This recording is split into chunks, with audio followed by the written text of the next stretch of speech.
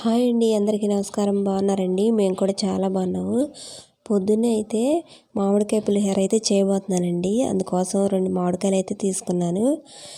Rice అయితే కడిగి పొయ్యిన పెట్టానండి. ఇప్పుడు వండిన అన్నంతోనే చేస్తాను.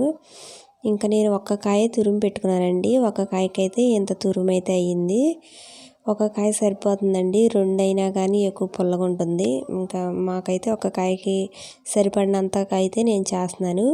ఇంకా రైస్ కూడా ఉడికిపోయిందండి. ఒక పక్కన అయితే పెట్టేశాను. ఇంకా స్టవ్ వెలిగించి అయితే ఇంకో గిన్నె అయితే పెడుతున్నాను. కొద్దిగా గిన్నె వేడెక్కినాక ఇందులో కొద్దిగా ఆయిల్ పోసి అయితే పెట్టేస్తానండి. కొద్దిగా అన్నం కొద్దిగా నీరు దిగిన దాకా అయితే ఉంచుతాను. గిన్నెలో అయితే కొద్దిగా ఆయిల్ అయితే వేస్తున్నానండి, సరిపడినంత.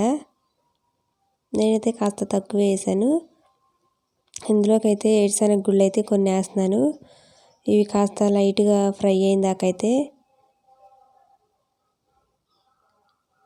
లైట్గా ఫ్రై చేస్తే సరిపోతుంది. ఇట్లా ఏరుశనగ గుళ్ళు ఫ్రై చేసినాక కొద్దిగా అయితే తాలింపు గింజలు వేస్తున్నానండి. లాస్ట్ ఇయర్ ఎండాకాలం అప్పుడే నేను చేశాను, కానీ ఈ ఎండాకాలం అప్పుడైతే వర్షాలు పడుతున్నాయి. ఇప్పుడైతే నేను చేస్తున్నానండి, వేడివేడి ఏదైనా తినాలని చెప్పేసి. తాలింపు గింజలు కూడా కొద్దిగా వేసేస్తున్నాను. అందులో అయితే జీలకర్ర కూడా కొంత కలిపాను, అది కూడా అయితే వేస్తున్నానండి. ఇవి కూడా కొద్దిగా చిటపెట్టలాడి లైట్గా ఫ్రై అయిన దాకా అయితే ఫ్రై చేస్తున్నాను. అన్నం అయితే వేడివేడి అన్నం కాకుండా కొద్దిగా ఆరిందాక ఉంటే ఇంకా బాగుండిద్ది పులిహోర కలుపుకోవడానికి. కాకపోతే మాకు ఇంకా లేట్ అవుతుందని చెప్పేసి నేనైతే వేడి అన్నమే కలిపేశాను. ఇందులో అయితే కట్ చేసి పెట్టుకున్న ఎండుమిరపకాయలు అయితే కొన్ని వేసాను. సగం తుంపు అయితే వేసానండి. ఇవి కూడా కొద్దిగా ఎర్రగా కాలిన దాకా అయితే ఫ్రై చేస్తున్నాను. కరివేపాకులు కూడా 2 ఆకులు అయితే వేస్తున్నానండి. రెమ్మలు ఉంటాయి కదా 2, అవి అయితే మొత్తం వేసేసాను. మొత్తం ఒకసారి అయితే బాగా కలుపుతున్నానండి. బాగా లైట్గా ఫ్రై చేస్తే సరిపోతుంది, బాగా మాడిన దాకా ఉంచకుండా. ఇంక ఇవైతే లైట్గా ఫ్రై చేశానండి. తురుము అయితే ఒక కాయ తీసుకున్నా కదా, అది మొత్తం వేసేస్తాను నేను తీసుకున్న రైస్కి అది కాయకి సరిపోతుంది. ఇదిగోండి, ఇట్లా అయితే ఫ్రై చేసేసాను. ఇందులోనే కాస్తంత పసుపు ఉప్పు మొత్తం ఇందులోనే కలిపేస్తానండి. ముందర అయితే తురుము కలుపుతున్నాను. మొత్తం అయితే కలిపేసేసాను. ఇదైతే వేయంగానే వెంటనే అడుగంటిద్ది. కాస్త సిమ్లో పెట్టుకొని ఫ్రై చేసుకుంటే సరిపోయిద్ది.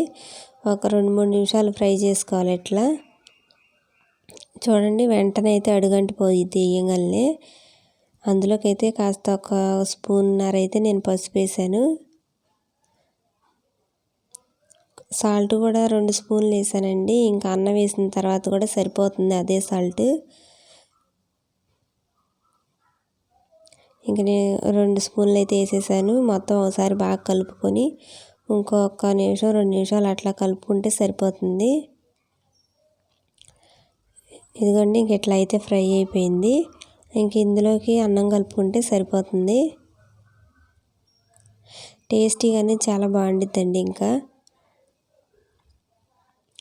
నేను వేడివేడి రైసే కలిపేస్తున్నాను.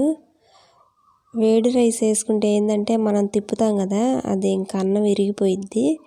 ఆరబెట్టుకొని వేసుకుంటే పొడి పొడిలాడుతా చాలా బాగుండిద్ది. నేనైతే ఇంకా వేడి అన్నమే వేసేస్తున్నానండి. ఒక 5-6 గంటల దాకా అయితే వేసాను. ఆ అన్నం అయితే నేను తీసుకున్న తురుముకి సరిపోతుంది మామిడికాయకి.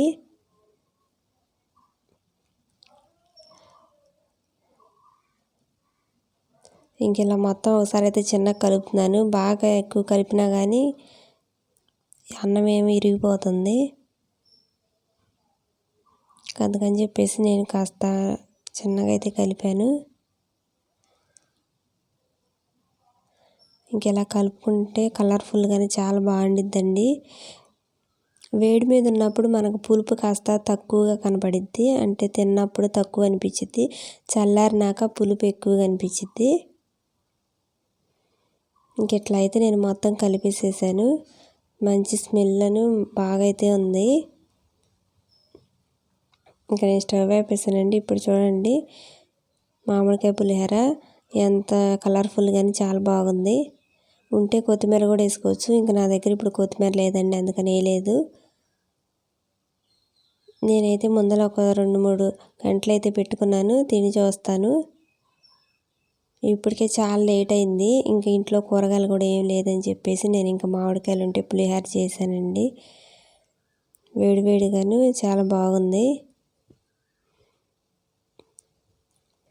అంతేనండి. కొత్తగా ఎవరైనా మా ఛానల్ని చూస్తున్న ఆల్రెడీ చూసేవాళ్ళు వీడియోని లైక్ చేసి సబ్స్క్రైబ్ చేస్తారని అయితే అనుకుంటున్నాను. మామిడికాయ పులిహోర అయితే చాలా టేస్టీగానే చాలా బాగుందండి. అంతేనండి ఈరోజు వీడియో. బాయ్.